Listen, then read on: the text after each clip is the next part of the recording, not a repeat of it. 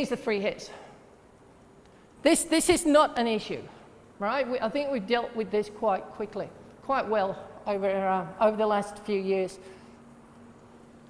The only area of contention is when an attacker gets a free hit just outside the circle. And people have been slow to adapt to the various FIH rulings that come out about it. Because, you know, it's a great idea. You know, the free hits, quick free hits, great idea. Get a free hit outside the circle and bring it back to the dotted line, not such a good idea. Looks stupid on TV, right? So they got rid of it. So they said, all right, the free hit's just outside the circle, you don't have to take it back, you can take it straight away. So they started doing that, and then they found that because there was a defender there, they were giving heaps and heaps of penalty corners away. And penalty corners at international level, you know, you've got something like an 80% conversion rate. So they started, what do we do about this? You know, why should there be a golden goal-scoring opportunity for something as simple as the fact that a defender just happens to be standing on the other side of the goal, the circle line?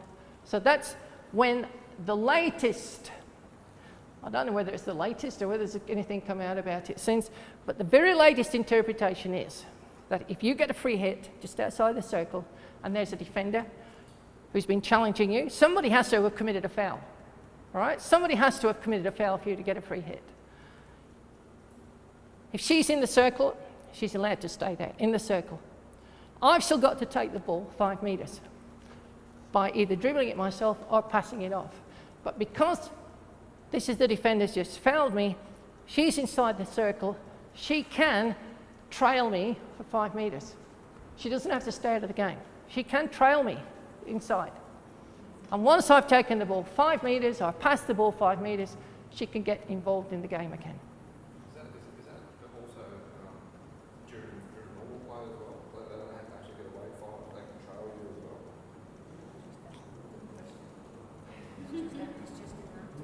What's that? It's just in that bit. That particular reference is just for that, right?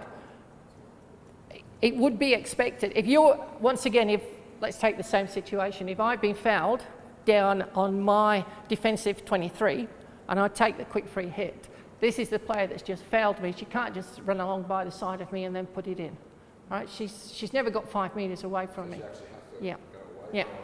Yeah. Can I say one thing on that? Go on. The thing to think about is, am I influencing play? So Jan's got the free hit. This is outfield, so wherever on the pitch. Jan's got the free hit. If I start tracking her and pushing her towards something, I'm influencing play. It's a foul. What tends to happen If I'm trying there, to get back and out of the way, even though this defender is not making any effort to get to the ball, she can channel me. And if she's channeling me into a less dangerous area, for example, if she's trying to keep me out on the sideline, that's an offence. I would say if you're only running back directly though, you're actually influencing play because you're stopping me from, or you actually then knocking off. Jan's just Like you see, She's so like many fast. people literally back up, and you will see that attack up. Yeah. Particularly I'll go left to right, make it look like you're the one that's... It's a poor choice by the attacker then. Unless you go, I've got a free hit and there's somebody there, I'll pass it over there, whatever.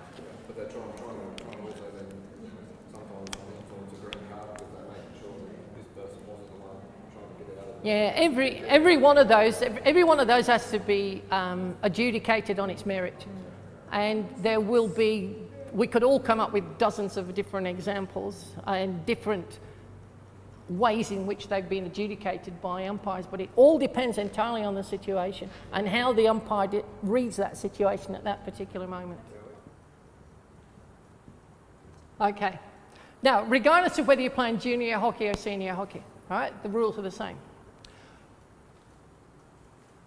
When an attacker gets up to there and a foul is then committed against her, there, the defender that's just committed the foul, even though she's within the 5, is allowed to position herself just inside the circle. And the attacker has a choice of either passing off the ball 5 metres or dribbling the ball 5 metres. So you will see some people there, The balls travel 5 metres, and then they can inject it into the circle. If this player decides that she's going to dribble down here for 5 metres, this defender is allowed to trail inside the circle.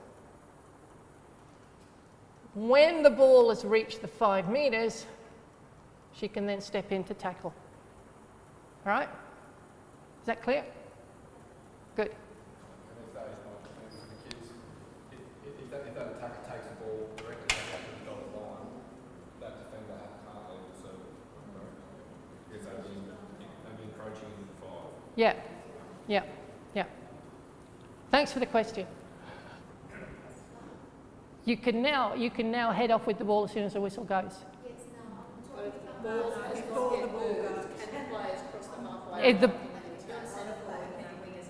was then a striker, I'm taking the pass. yeah, The whistle blows. yeah, I haven't moved the ball, it's still stationary. yeah, My players are all running down the other end of yeah, the field. yeah. My understanding is they're offside. Well, no, there is no offside. No, I know what you mean. I've never seen it happen, but I've seen a lot the last year. have you? It was happening. Yeah, I won't give against them, I know they did once. So I just blow the whistle and make them take it. Yep. And say, you're actually offside. No. Tell them to wait till the ball's been played. Right? That's all you have to say. Wait till the ball's been played. Right? Go on. Where are we up to?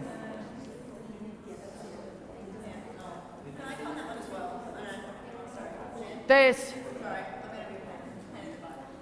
In that game we had the other week as well. One of the things that happened was the umpire blew the start of the game and our players weren't even back on side yet. We'd scored the goal, our players were still travelling back, and it was actually one of our players who was still travelling back. Actually ended up getting pink because she'd started on the far side. All right. Okay. All right. Well, Jamie, that's an obvious umpiring error. Yeah, that's an umpiring error. Okay. Put a cross next to a name, all right? But that's an umpiring error, all right? And I go back time and time and time and say umpires will make mistakes, all right? Yeah. No, that was an error. It was an error. Yeah. I didn't see the game, so I've no idea what you're talking about. But no, that's an error, all right? That's as silly, not quite as silly, but there was a famous game not so long ago where at halftime, one team was still in the dressing room, the other team was out on the field, and the stupid TO says, start the game. And there's one team out, the others are still in the dressing room making their way out, and the technical official told the umpires to start the game. It was England. Was it England? They were still in the dressing room. Who was the TO though? I can't remember. I wouldn't take it from them. But I mean, that was just stupid, right? It's against the ethos of the game, right? And that's what the situation you just mentioned, Jamie, was. It's not as bad as that, but it is. The umpire should have waited, all right? Simple as that. She's got to wait until everybody's in their own half. Simple as that.